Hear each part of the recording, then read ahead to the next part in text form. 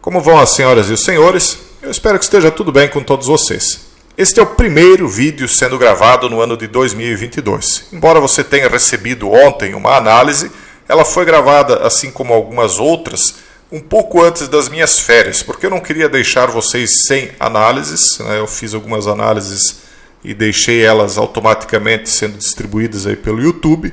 E agora nós vamos retomar o ano, mais uma vez, sem otimismo e nem pessimismo, apenas tentando olhar para as coisas como elas são de fato. E embora este vídeo de hoje fale de um artigo que fale de esperança, e nós temos muita esperança, muita fé no futuro, nós temos de dizer que, segundo a minha opinião, esse ano de 2022 não será fácil ainda. As coisas vão melhorar no futuro, Jason? Vão melhorar, mas antes de melhorar, na minha opinião, vão piorar bastante. Então, primeiro, nós temos de chegar na meia-noite para só depois da meia-noite o dia começar a se aproximar, o raiar do sol novamente. E nós temos algumas tempestades à vista aí para esse novo ano que se inicia. Quais tempestades, diz o artigo? Ele aqui enumera algumas, mas nós temos mais do que estas. Vamos falar de algumas delas. Primeiramente, esta tal nova variante do Coro. Vamos cuidar aqui para que o vídeo possa ir para o ar, que estaria varrendo os Estados Unidos, e não só os Estados Unidos, mas quando a gente vê as barbas do vizinho pegando fogo, nós temos de colocar as nossas barbas de molho. Então nós vemos os Estados Unidos novamente fechando escolas, lojas, restaurantes e bares que só recentemente foram reabertos. Então, na última semana de 2021, novas INFEC bateram recordes por 2 vezes. Eu não vou entrar aqui no mérito do que é ou que não é isso aí, eu só estou trazendo o mérito de que isso está acontecendo. Fechamento de escolas, lojas, restaurantes, tudo está se repetindo e eles estão falando aqui numa quinta onda. Aí eles falam que há algumas esperanças de que essa variante não seja tão ruim quanto a anterior e blá blá blá, mas como eu falei anteriormente, vamos deixar nossas barbas de molho porque aparentemente as coisas vão desandar mais uma vez. Vamos continuar acompanhando, claro, trazendo as informações para vocês, mas nesse primeiro vídeo aqui nós temos de apontar uma tendência que eu acredito até que todos vocês já estão cientes, mas quando alguém fala junto com aquilo que a gente já pensa, eu acho que isso reforça e mais uma vez deixa a gente mais preparado.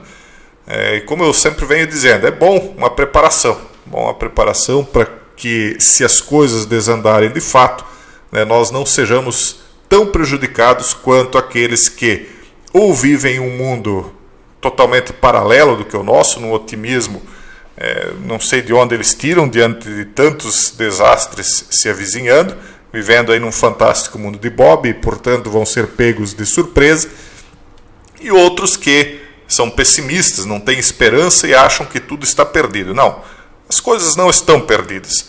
A gente só tem de encarar elas com seriedade, com óculos que enxerga a realidade, e aí então a gente vai conseguir, quando as coisas acontecerem, estar bem preparado.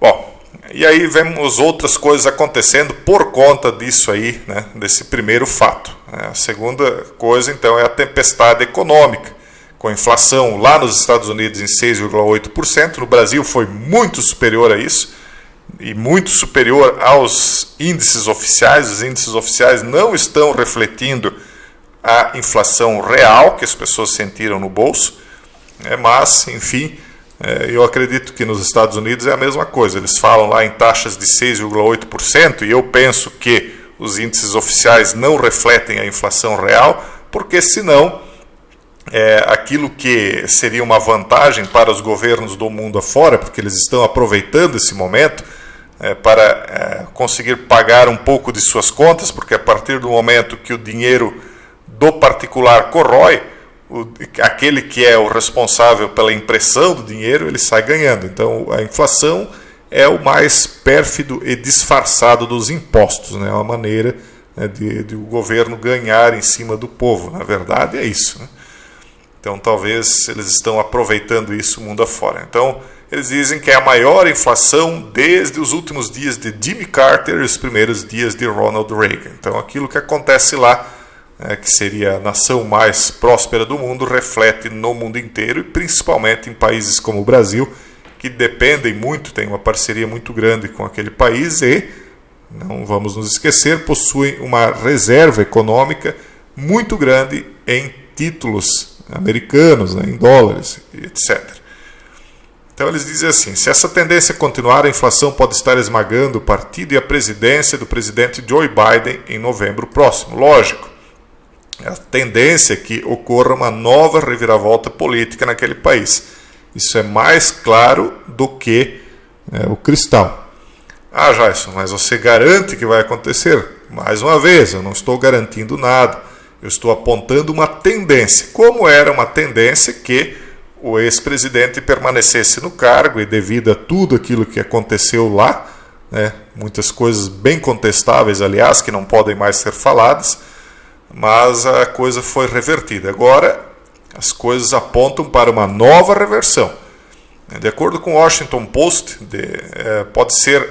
de quinta-feira, pode ser o que está por vir. Ele diz o seguinte: a forte demanda do consumidor, os contínuos problemas da cadeia de suprimentos e o surgimento da nova variante ameaçam prolongar a atual e acentuada alta acentuada dos preços até 2022, tornando a inflação potencialmente o principal desafio econômico do ano novo.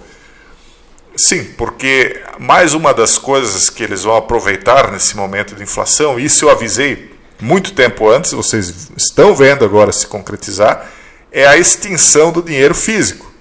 Foi ou não foi o que eu disse que aconteceria, o que está de fato acontecendo? Primeiro, por exemplo, aqui no Brasil, surge toda essa história do Pix, uma espécie de broto do dinheiro digital, uma semente. Já estão falando no real digital, já estão falando no dólar digital, e isso está sendo gestado de uma maneira bem rápida, inclusive penso até que isso já estava pronto, mas agora está sendo adaptado aos sistemas de uma forma mais pública. E aí, em breve, nós vamos ver uma espécie de golpe contra a inflação, transformando todas as moedas físicas em digitais. Até lá, as pessoas que não souberem alocar os seus recursos vão perdendo dinheiro, porque a inflação está corroendo.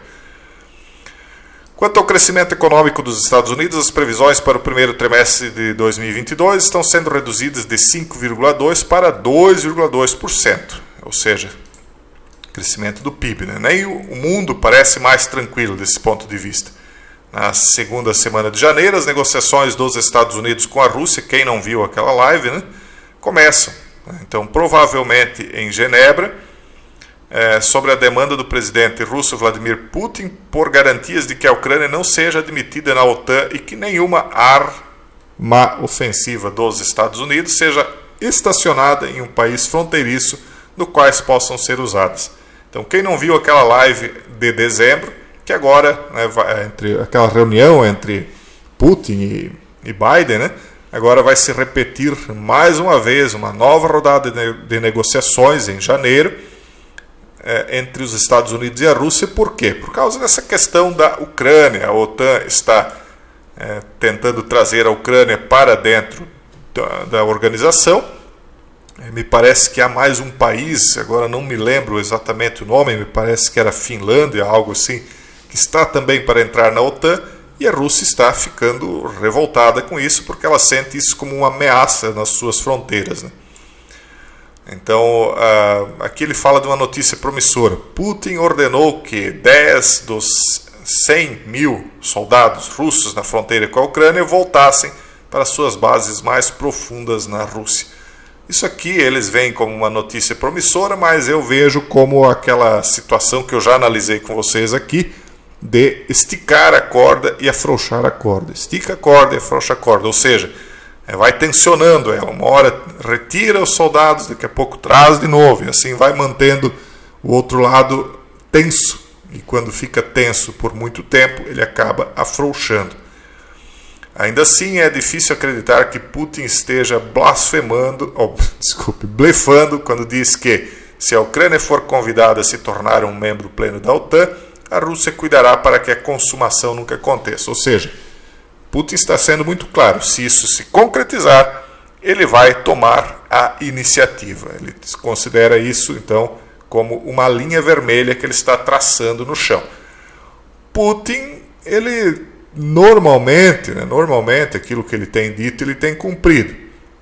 Se ele traçou essa linha vermelha e essa linha vermelha for cruzada e ele não fizer nada, ele vai perder credibilidade, mais ou menos como o governo Obama perdeu quando traçou várias vezes linhas vermelhas na Síria e várias vezes essas linhas vermelhas foram cruzadas e ele não fez nada.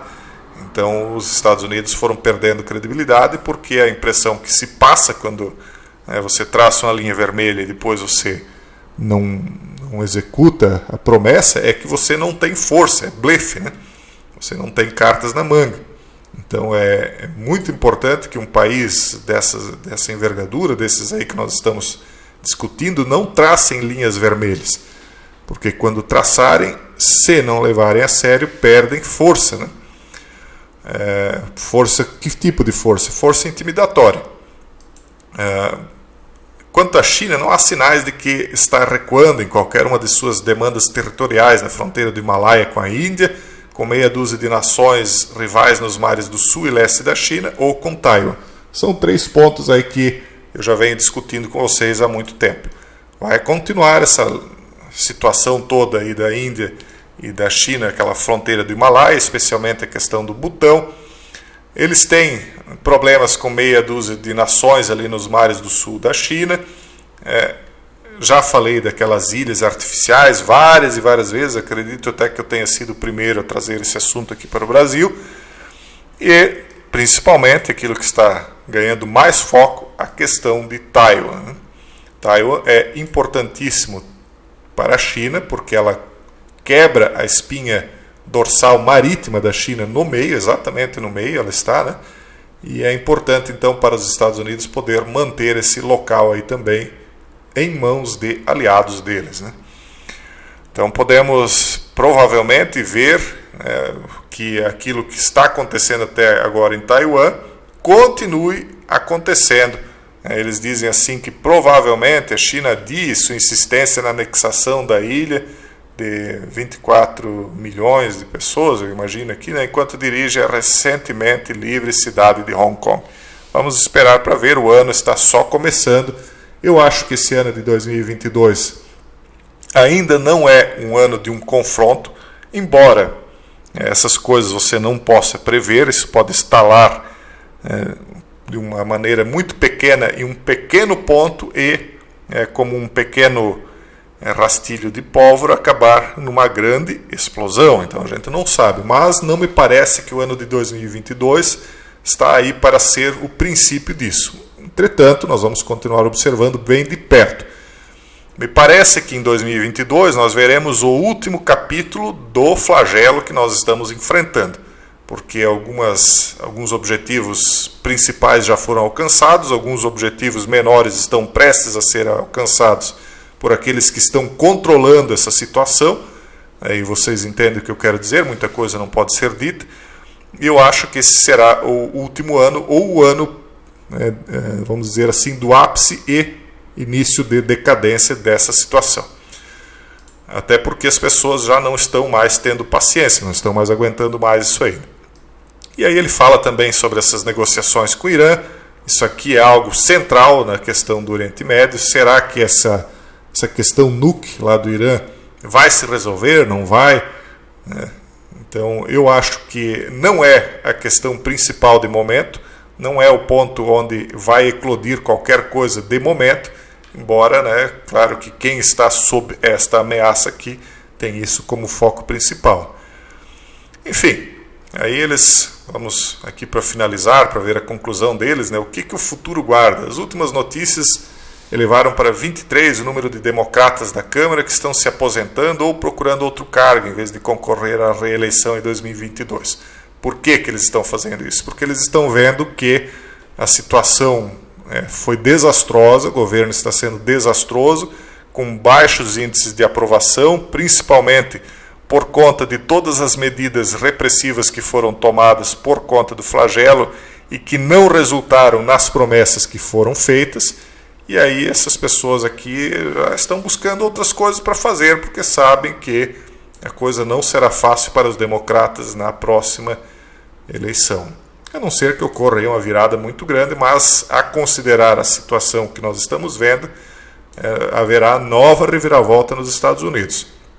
No entanto, para reconquistar a maioria da Câmara, o Partido Republicano precisa de um ganho líquido de apenas 5 cadeiras entre os 435 membros da Câmara. Eu acredito que nesse quesito também haverá uma virada bem maior do que 5 cadeiras. A maioria dos analistas acredita que os democratas perderão a Câmara. Sim, também concordo. E se o fizerem, o governo dos Estados Unidos se arrastará até o impasse nos próximos 2 anos. Por quê? Porque aí, então, muitas dessas atitudes aí que nós estamos vendo começarão a ser barradas naquele país e começará, então, uma lenta reforma, um lento retorno para o status quo ante. Bom, pessoal, é mais ou menos isso que eu tinha para trazer. Algumas coisas são otimistas, segundo a visão de alguns de vocês, outras são pessimistas, mas, ao final das contas, penso que eu trouxe aquilo que é real, aquilo que de fato está acontecendo, e essa é a nossa missão. Eu deixo um forte abraço a todos vocês nesse início de ano. Esperamos que a gente possa trazer as informações e as análises que tem trazido aqui durante o ano inteiro. E é isso. Até o próximo vídeo, se Deus quiser.